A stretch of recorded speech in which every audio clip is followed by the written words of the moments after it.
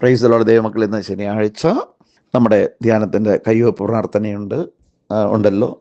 അതിൻ്റെ വിജയത്തിന് പരിശുദ്ധാത്മാവിനെ എല്ലാവർക്കും കിട്ടുവാൻ വേണ്ടിയിട്ടും, അതോടൊപ്പം തന്നെ നാളെ ഞായറാഴ്ച വൺ ഡേ ധ്യാനമുണ്ട്. എല്ലാവരും വരിക. നല്ല വൻ വിജയമാകാൻ വേണ്ടി പ്രാർത്ഥിക്കണേ. സകല വിശുദ്ധരെ പ്രാർത്ഥിക്കണമേ. Hallelujah, hallelujah, hallelujah, hallelujah. യേശുവേ, നന്ദി, നന്ദി, നന്ദി, നന്ദി. നമുക്ക് വീണ്ടും പരിശുദ്ധമ്മയുടെ മധ്യസ്ഥം വഴി ഇന്ന് പ്രാർത്ഥിക്കാം. മാതാവ് സ്വർഗാരോഹണ തിരുനാൾ ആയിട്ട് നമ്മൾ നടത്തുമ്പോൾ ആ മാതാവിൻ്റെ സാന്നിധ്യം എപ്പോഴും നമ്മളുടെ ഇടയിലുണ്ട്. അവൾ സൈനാധിപയാണ്, അവൾ യുദ്ധം വിട്ടുന്നവളാണ്. കാരണം അത്രമാത്രം സഹനം സഹിച്ചവളാണ്, 7 വേഗലും വഹിച്ചതാണ് മാതാവ്. അവൾ കുരിശിൻ ചുവട്ടിലെ അമ്മയാണ്. അവളുടെ പ്രത്യാശ, അവളുടെ വിശ്വാസം നഷ്ടപ്പെടാത്തത് കൊണ്ടും ഉള്ളതുകൊണ്ടാണ് ഒരു പ്രതീക്ഷയായിട്ട് കുരിശിൻ ചുവട്ടിലെ അമ്മ നിലയുറപ്പിച്ചത്.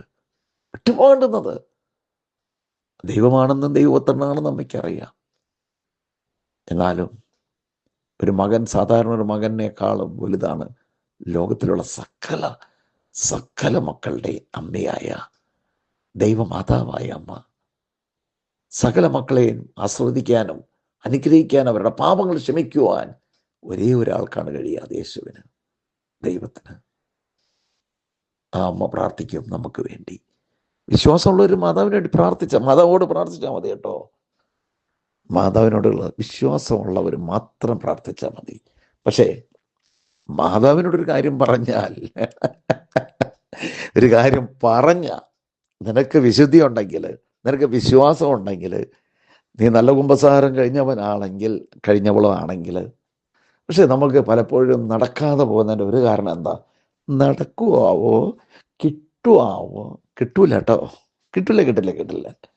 എന്തിന് ഈ മാതാവ് സ്വർഗാരോഹണം നടത്തിയ അമ്മ, ഈശോ നിനക്കായി യാഗമായി മാറിയത്, അതെന്തിനാ? നിനക്ക് സമാധാനം തരാൻ അല്ലേ? ഒരു കുർബാനയിൽ എത്ര പ്രാവശ്യം സമാധാനം ഉണ്ട് മക്കളെ? എൻ്റെ സമാധാനം ഞാൻ നിങ്ങൾക്ക് തരുന്നു. എന്നിട്ട് സംശയമാണ്, കിട്ടുവാവോ? അത് കിട്ടില്ല.